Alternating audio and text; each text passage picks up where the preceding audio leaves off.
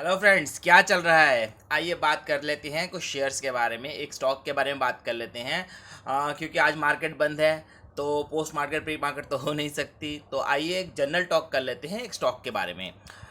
ये stock FMCG, cigarette, hotel, agriculture, paper and packaging, इन सब बिजनेस में काम करती है।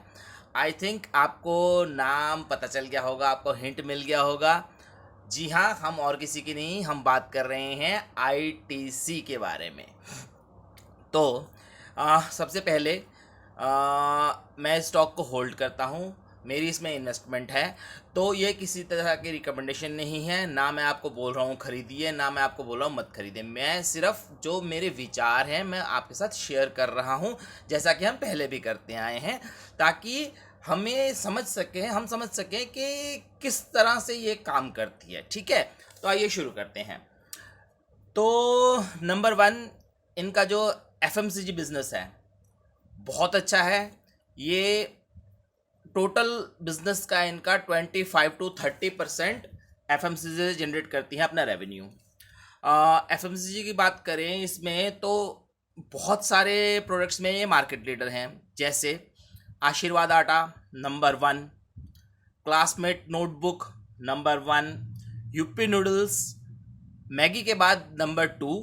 पर आपको ध्यान होगा, मैगी हम बचपन से खाते आ रहे हैं, मैगी कितना पुराना ब्रांड है, उसको चैलेंज किया है तो सिर्फ यूपी ने चैलेंज किया है, और बहुत अच्छी तरह से चैलेंज किया है। नंबर चार, Sunfeast biscuit number one. Number पाँच, सेवलॉन, जो भी डिटॉल के बाद नंबर टू में आता है और बहुत अच्छा मार्केट शेयर रखता है।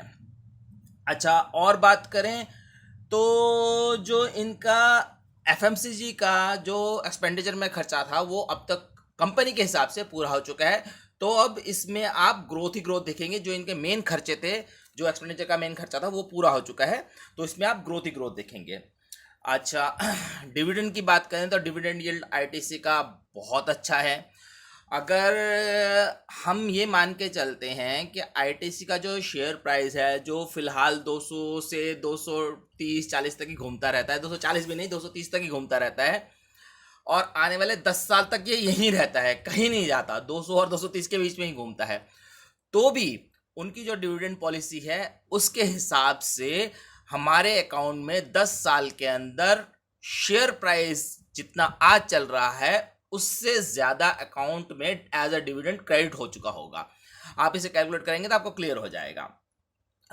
आईटीसी की जो डिविडेंड पॉलिसी है, उनकी ये डिविडेंड पॉलिसी है कि वो अपने प्रॉफिट का 80% शेयर होल्डर्स को as a dividend pay out कर देते हैं। तो आप खुद सोच सकते हैं कि कंपनी कितनी अच्छी सोच के साथ चल रही है। तीसरी बात करें तो मेन जो रिस्क है वो है इनका सिगरेट बिजनेस, पर रिस्क के साथ साथ ये इनका मोनोपोली भी कह सकते हैं। कैसे? सिगरेट बिजनेस का रिस्क क्या है कि गवर्नमेंट हर साल इस पर टैक्सेस बढ़ा रही है, तो लोग सोचते हैं कि जिससे आईटीसी अपना वो जो 70% जो इनका मेन बिजनेस है सिगरेट से आता है, जो प्रोफाइल है इनका 70% वो सिगरेट बिजनेस का है, तो लोग सोचते हैं कि उससे नुकसान हो रहा है।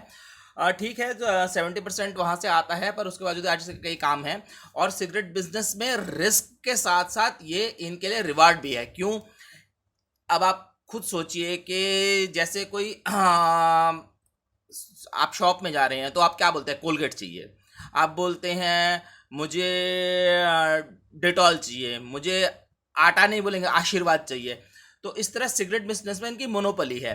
मार्केट में सिर्फ 3 लीडर्स हैं सिगरेट बिजनेस में, जिसमें से आईटीसी 70% शेयर होल्ड करती है।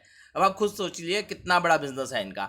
दूसरा, अब रिवार्ड की बात करें, कंपनी के लिए रिवार्ड की बात करें, तो रिस्की होने के कारण सिगरेट बिजनेस में नए प्लेयर आने के बहुत कम चांसेस हैं, क्योंकि इसमें टैक्सेस बहुत ज़्यादा पे करने पड़ते हैं कंपनी को। तो आईटीसी रिस्क और रिवार्ड दोनों को एक साथ अपने सिगरेट बिजनेस में मैनेज कर लेती है, तो ऐसी कोई प्रॉब्लम वाली बात नहीं है।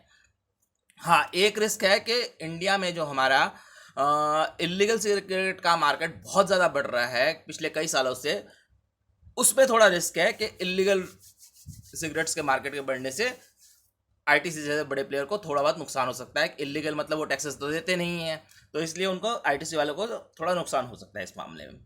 पेपर एंड पैकेजिंग बिजनेस इनका बहुत अच्छा चल रहा है। होटल एंड एग्रीकल्चर बिजनेस में रिस्क है, पर उसके साथ साथ रिवार्ड भी है। कैसे? रिस्क क्या है?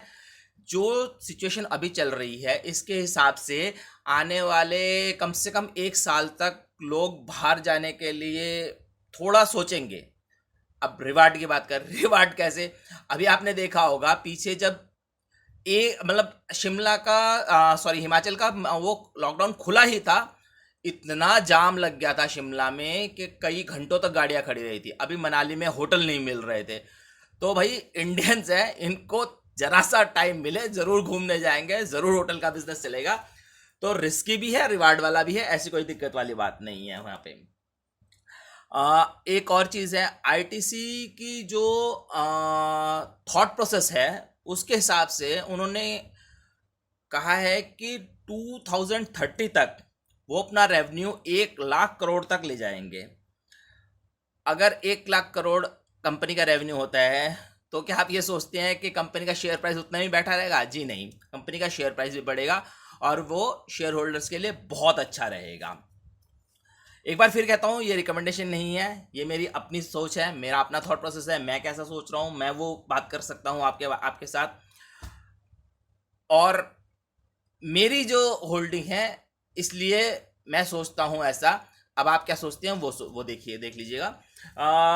बाकी इसका जो एफएमसीजी में टक्कर है वो आपको पता है, हिंदुस्तान यूनिलीवर लिमिटेड, नेस्ले जैसी बड़ी बड़ी कंपनियों के साथ हैं, तो वो भी बहुत अच्छे ऊंची कंपनियां हैं। स्टिल आईटीसी अपना बिजनेस बहुत अच्छी तरह मैनेज कर रही है और मुझे लगता है कि जो 2030 तक इन्होंने 1 लाख करोड़ का रेवेन्यू का अपना वो रखा है वो पूरा कर लेंगे। तो मेरा तो पूरा विश्वास है। आप बताइए, आप क्या सोचते हैं इसके बारे में? चलिए मिलते हैं।